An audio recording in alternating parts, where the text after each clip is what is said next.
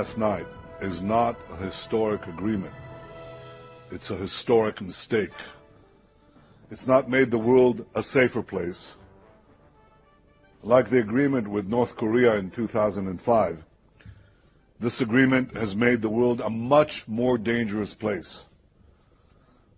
I know that many share the concern of Israel, especially in the region, and there's a reason for this. For years, the international community has demanded that Iran cease all uranium enrichment. Now, for the first time, the international community has formally consented that Iran continue its enrichment of uranium. And this is in direct contravention of UN Security Council resolutions. Iran is taking only cosmetic steps, which it could reverse easily within a few weeks. And in return, sanctions that took years to put in place are going to be eased. Iran is going to receive billions of dollars worth in sanctions relief. So the pressures on Iran are being lifted, they're being eased. And with the lifting of this pressure, this first step could very well be the last step. Without continued pressure, what incentive does the Iranian regime have to take serious steps that actually dismantle its nuclear weapons capability? Why would it dismantle the centrifuges and the plutonium reactor? None of this is covered in the agreement. They're left intact. So Israel is not bound by this agreement. We cannot and will not allow a regime that calls for the destruction of Israel to obtain the means to achieve this goal. We will not allow Iran to have a nuclear weapons capability. Israel has many friends and allies, but when they're mistaken, it's my obligation to speak out clearly and openly and say so. It's my solemn responsibility to protect and defend the one and only Jewish state.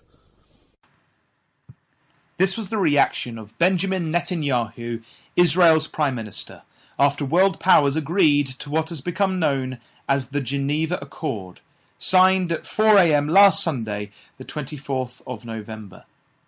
The agreement permits Iran to continue to develop its nuclear capabilities for the first time, and was made with the so-called P5+1, the United States, Great Britain, France, China and Russia, along with Germany. Much of the media and politicians in the Western world have heralded the deal as a positive step toward world peace. However, Israel responded disparagingly. What the Western media seems to have failed to report on is why. Why are Israel so enraged? Why were there sanctions against Iran in the first place? After the Islamic Revolution in Iran of 1979 that overthrew the Shah of Iran, the new Islamic Republic, led by Shiite Muslim clerics, saw Israel as an illegitimate state with no right to exist, certainly not amongst Muslim nations. Iran was also very antagonistic at the time against the West, with the new leader, Khomeini, declaring that the US was the great Satan.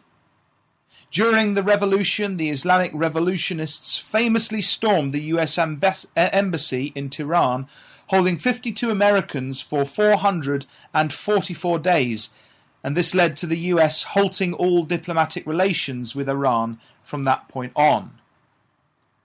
Throughout the 1990s, both the US and Israel accused Iran of sponsoring various terrorist attacks against them.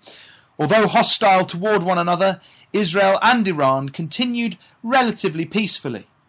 This was mainly due to them having a common enemy in Iraq. However, since the overthrow of Saddam Hussein, Iran has turned its spotlight on Israel. In 2005, President Ahmadinejad was elected in Iran.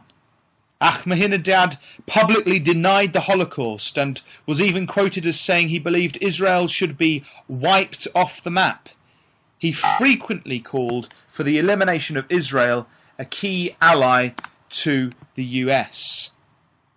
And this drove the US to rally international support against Iran's nuclear activity, causing international sanctions to be put into place which have crippled Iran's economy of late, and these began in 2006. This all really originated around Iran's hatred of Israel.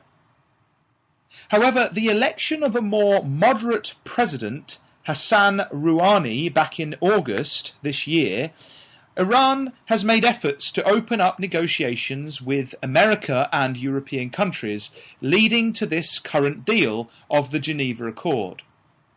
Tensions between Iran and the US and Europe have eased. However, as we've seen, Israel still has major concerns, and rightly so. Even during the negotiations in Geneva, Iran's supreme leader, still going all this time later, Khamenei, publicly insulted Israel in Tehran.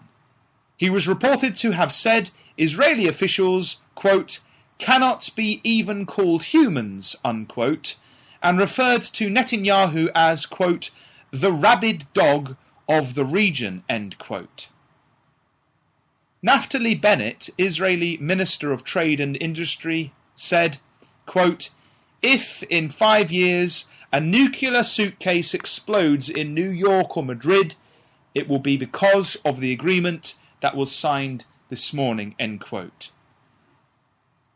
One nation which has always supported Iran's nuclear program is Russia. The deal was described almost as a victory for Russia, who has long been working with Iran to help them with their nuclear development. Russia's President Vladimir Putin said after the deal was struck, quote, a breakthrough step has been made, but only the first on a long and difficult path. As the result of talks, we managed to get closer to untying one of the most difficult knots in world politics, end quote. And so once again we see Russia's influence in world politics as it seeks to help the interests of its close allies, and once again we see the world falling in line with Russia's view of things. The Israeli ambassador to the UK, Daniel Taub, was reported by the independent newspaper in the UK to have said, quote, if you look at the region, you see this very radical axis that runs from Tehran to Damascus, to Beirut and actually on to Gaza. And I think that we are not alone in being worried about it. There are many countries that look on these issues, and it's a reminder that if we can rise above some of our immediate differences and paradigms, we actually have an awful lot in common. Many of our most fundamental strategic concerns are actually aligned. And of course, we would be interested in trying to deepen relationships on that basis. He's talking here about the Gulf states, who are also extremely concerned about Iran's nuclear capabilities. For the biblical significance of these new shifting regional alliances which are beginning to be formed in the Middle East between Israel and its Sunni Arab neighbours in the Gulf, please see last week's Bible in the News. So, why is all this interesting about Iran? And how is this the Bible in the News? Well, Iran is mentioned as Persia in the latter-day prophecy of Ezekiel chapter 38.